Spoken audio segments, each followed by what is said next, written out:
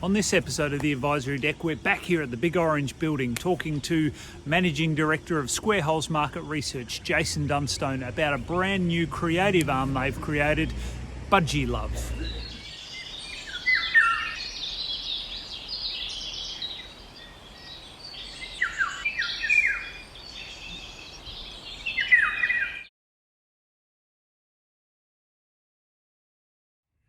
Welcome back to the Advisory Deck, and we are back here in Regent Street in Adelaide in the Big Orange building that is Square Holes Market Research. I am of course joined by James McGill. How are you, James? I'm good amongst old friends. In the menagerie once more, back with the cow. It was 6 months ago we were here and we're having a conversation with Jason Dunstone. How are you, Jason? No, I'm good, thank you. It's end of the week when we're recording, so that's Friday good. afternoon, it's nice and quiet here. And we are here, we spoke with you, Jason, 6 months ago about consumer research. You're coming out of the depths of some of the COVID stuff. It bubbles on. But the reason we've really wanted to come in here today is something slightly more colourful, and it's something that you've just launched for your business, a subset business called Budgie Love. Budgie Love. Yeah. Why Budgie Love, and what is Budgie Love, Jason? Yeah, okay. Well, Budgie Love is it's a brand agency, and it's focused very much on helping local brands to grow. That's the first bit. And then I guess ultimately sort of thinking about growing global. And I guess it kind of came from, we do a lot of work for different local brands and many sort of iconic brands. And often we were sensing that there's not as much appetite for growth. There's a lot of talk about buying local, but not necessarily there seems to be more and more a growing demand of kind of having that sort of, so how can we have more iconic brands on the sort of the global kind of stage, I guess was our intent. Was where I guess it's sort of the heart of it. And yeah, it is funny. I was saying to someone today, our designer who sort of helped work through all of the quirky imagery we got associated with Budgie Love, and it's still, I've kind of got used to kind of verbally saying it. I sort of had Budgie. We had a and I guess there was always that there's a serious meaning to a quirky name. So Square Holes has been going for 16 and a half years, and certainly when I was 16 and a half years younger, we had some guys who got involved in the business, really excited, felt quite confident. But if I look back at me then, a sense of vulnerability, because you're not sure, you've got other people with money in it, not really sure about what it is. Certainly Square Holes at the time in our sector that was quite conservative was a bit of a different name, like a bit of an odd name. So we sort of certainly put a lot of thought into how people were going. We did a lot of phone surveys at the time, things like that. Or people doing focus groups, we're going to invite people, they're going to roll their eyes and think that sounds like a pretty naff kind of marketing company, I don't want to get involved. So we were quite nervous, but we wanted to have a brand. I guess what we've learned over that 16 and a half years of having a brand that you believe in and it means something, and even if it's a bit quirky, is good. I guess Budgie Love is sort of that next iteration, almost 17 years later, to build a brand that has a quirk and has a salience. It's kind of hard once it's in your head, you can't unthink it. And it's, I guess, it's been really interesting the last 3-4 weeks. We were doing a lot of work behind the scenes of working up towards it. It's been really interesting of bringing meaning to it. And the reaction's been really good. People kind of react and smile and then kind of get it. And I go, it makes sense. It's good timing. So that's been really good. And this has been the first week we properly launched it. So certainly when you mentioned, tell us about Budgie Love, we're only just having client meetings. They're saying, tell us about Budgie Love, and I've got to get over that kind of not giggling when people ask that question. but it's good. It's been really positive, and it gives us a kind of like Square Holes is very much about broad research. So we do a lot of government work, got some really great commercial brands we do work for. We do a lot of arts and cultural work. So we've built up a really good network, got a good consumer panel. So I've got all of that. But I guess what Budgie Love does is it kind of owns a space. So it kind of has a clear ownership of a place that we believe is in need of support. So that's where it's come from. I want to dig into that a bit more. But first, I think there's so much publicity in Adelaide and around the country about startups. The startup sector, another big write-up in the Advertiser this morning. There's activity going on in Perth. We're talking to some Perth groups yesterday. A lot of activity in startups and looking for the next unicorn, that business that goes from an idea to a product and it's worth $1 billion in 1 or 2 or 3 years, which is fantastic. However, the reality is most businesses are taking 5, 10, 15 years until you get really a great business, and then maybe you go and launch the next one. Long, hard years of blood, sweat and tears, right? I mean, your business, as you said, started a long time ago, and you've had a good business for a long time, but it's taken until now, maybe inspired a bit by a pandemic, to go, well, here's the next opportunity. So I think there's something in there for people who are going, gee, I've been going for a year or two and I haven't been successful yet. It just takes time. But coming back to your comment, 16 years in, you're one of the few, less than a handful of good quality market research businesses in Australia, and then certainly in South Australia. It's not a crowded market. It's something that is very hard to do well, and you do it well, and you've built a great brand in that area. You don't have a lot of competitors, I think, in that pure market research space who can do what you do. Marketing side of things, that brand development and the brand creative and growing a brand globally, seems a little bit like it's a crowded space. There's lots of marketing agencies, from large national groups through to how many dozens of individual marketing consultants running around.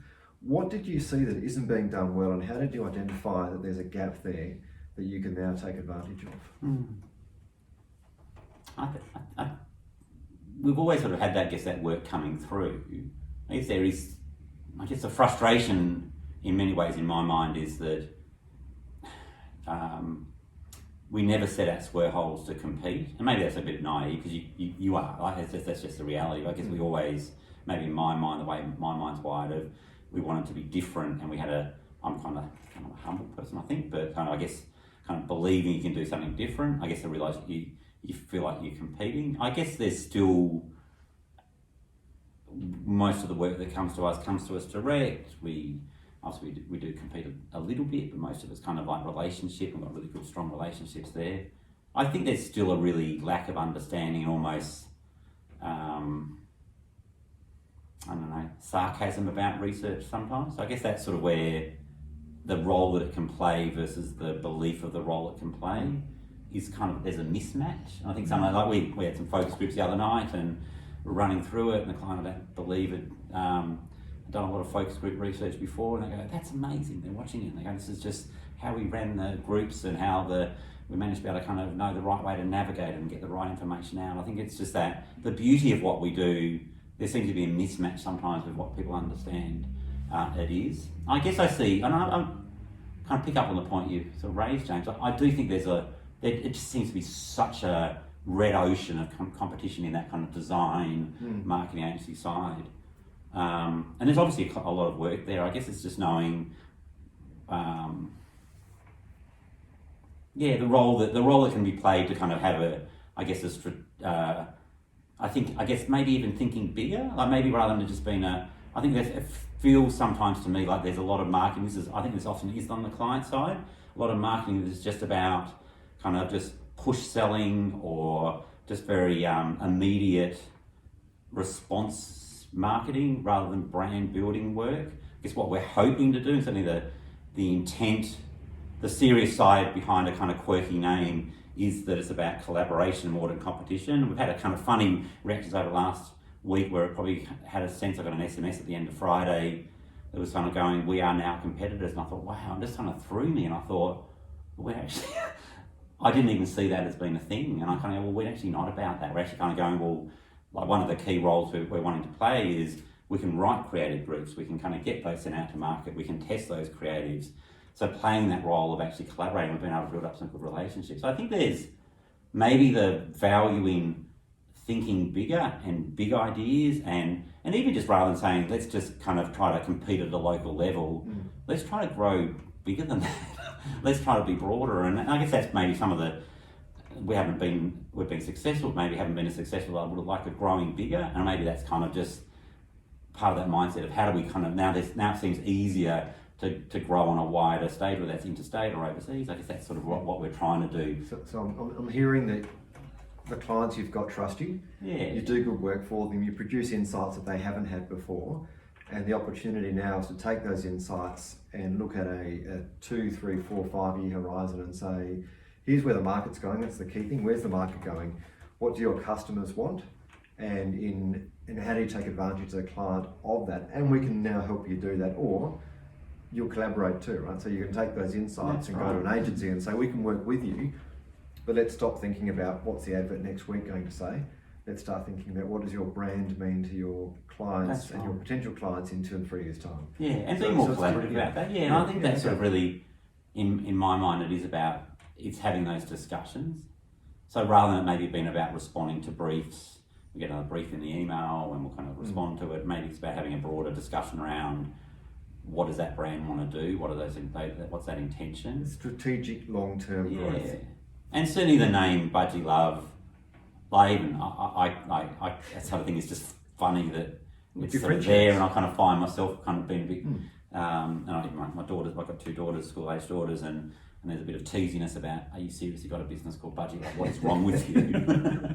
But it is, it's about kind of, and working with our designer, it is about finding the joyful brands. There's something I'm not going to get it, and that's fine. Like we're probably not looking for a bunch of insurance companies and boring old banks. We're actually probably looking for if we can get a few craft beers and wine and a few kind of brands that we're really enjoying for. That's, I guess to me, that's maybe where we feel you kind of work that through, and it is. I guess I kind of expected that Square Holes would just launch it, it'd be all so easy, and there's a bit of drudgery that goes. It's like, geez, I sometimes think often I feel like every year is that different, and it's almost like we feel like a startup sometimes, but because it's all kind of new, but we're kind of not. Like we're in a big orange building, and we're here 10 months in. We took over this big building, so painted it orange. So, but it's still the work that goes into that. I guess I'd like to think we've got a bit of permission to play, and it's almost been a bit of an epiphany to me once we've launched it, because we were talking about having a brand agency or a bit more of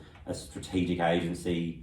People go, what's it called? And I'd kind of be a bit coy about it, partly because I was hiding it, but partly because if you didn't see this in entirety, it kind of seemed to be stupid. But once you kind of see it, I think the reaction's been really nice. And it's kind of, I guess it's about brand salience.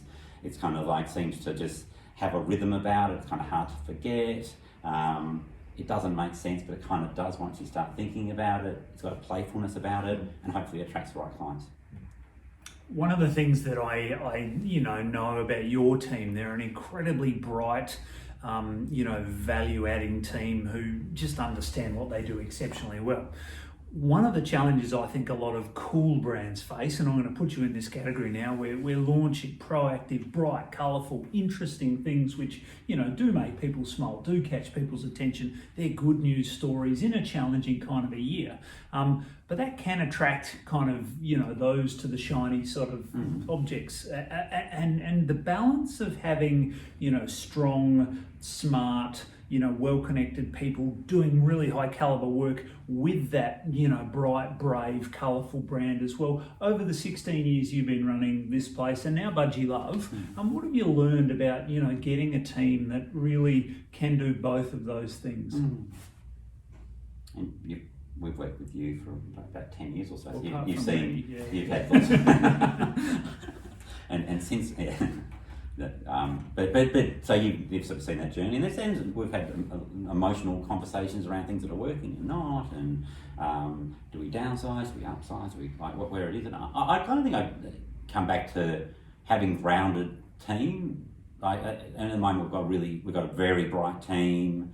Like Lauren's from the US, then he's from South Australia with a lot of research background. Dylan's a bit younger, but we've got a really great bright team. But it's been grounded, and sometimes I'll find my head just sort of floats off into the sky, and even like things like Budgie Love, we'd sort of talk about it, but if I said it in the wrong context, they'd be rolling their eyes a few months ago and thinking, what are you doing to us? Because they want it to work as well. But I think it's about being grounded. So we win work, the approval sheets all come through from the team, we're meeting the client, they're good to work with, they're responsive, they're smart, they're clever. I'd probably say that it's the relationship. Maybe it's as I've got a bit older, it's having it so your role sort of changes too. I'm still, I'm not, it's not a business that I kind of step away from and I'm not involved. I'm still doing focus groups. I'd say I'm more of a mentor than I am a doer. I'm just getting involved in client presentation, but I think it sort of sounds a bit cliche, but it's having kind of the doers and the kind of, I guess, the visionaries and kind of finding that bit in the middle. I guess sometimes my role is to have this weird, crazy idea and to have it kind of make sense and a bit of trust. I think it's having that trust that they kind of know this seems a bit odd and it's going through. And maybe it's, and it's, I think it's also having this sort of willingness to drive through those kind of the times that might seem a bit more challenging, whether that's capacity being pushed or whether it's a bit slower time or whatever it might be. I think that's really critical.